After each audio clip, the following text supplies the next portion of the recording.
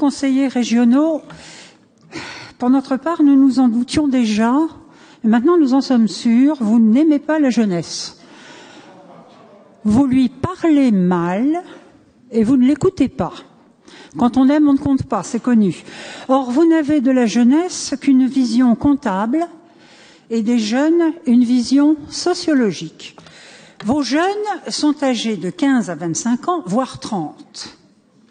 Je voudrais citer un des patrons de l'INSEE.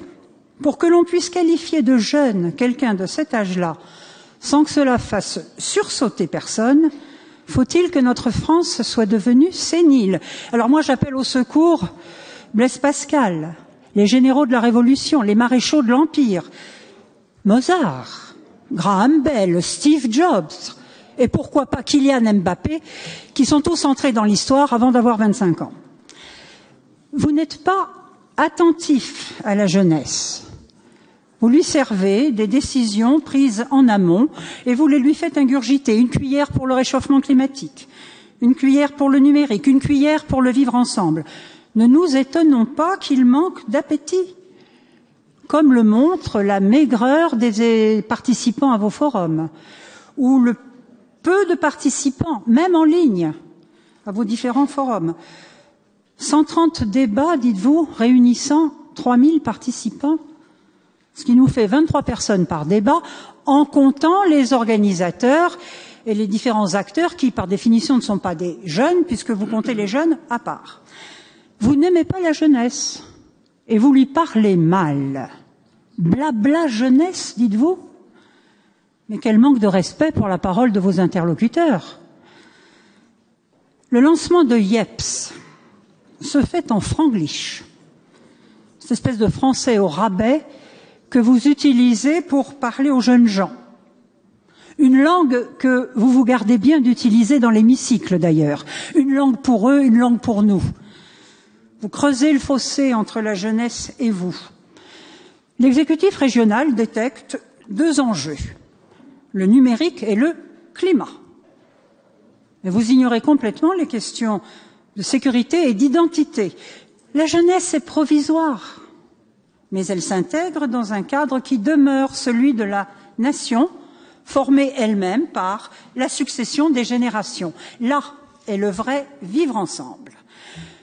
Votre jeunesse à vous est une jeunesse hors sol, sans racines, sans famille, sans héritage. C'est une jeunesse réduite à l'état de concept, et vous en oubliez l'essentiel, la jeunesse est l'avenir de la nation. Vous ignorez apparemment que ce qui empêche toute société humaine de se scléroser, de s'embourber dans des structures archaïques, vous ignorez que ce qui provoque le progrès, en fait, c'est l'apparition continuelle de nouvelles générations, l'irruption de la jeunesse audacieuse, impertinente et transgressive. Je prendrai un exemple. Lors de la réunion en juin dernier, cette réunion commune Conseil régional et Conseil régional des jeunes, il était saisissant de voir comment les jeunes conseillers étaient contraints, comme dans une camisole de force mentale, contraints dans les méthodes, les concepts, les usages des vieux, entre guillemets. Alors oui, un chef de file, c'est là pour ouvrir la voie. Encore faut-il qu'il y en ait une de voie. Et qu'elle est une destination. Vous ouvrez la voie vers quoi? Vous nous dites que la région prendra ses responsabilités en matière de lycée et de formation professionnelle. C'est bien le moins qu'on puisse faire, et c'est le contraire qui serait étonnant. Par contre, vous faites du zèle dans la promotion de l'Union européenne, et ça, c'est complètement hors sujet. Considérez bien que dans le développement exponentiel de la contestation de l'Union européenne, et ce, dans toute l'Europe, ce sont précisément les jeunes qui sont en pointe et qui mènent la danse.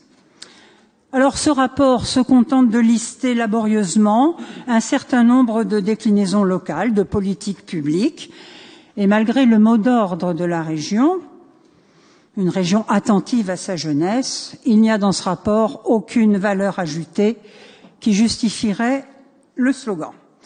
Ce rapport développe une vision stérile de la jeunesse, que l'exécutif régional ne comprend guère que comme un objet de politique publique et nous ne pourrons pas le valider.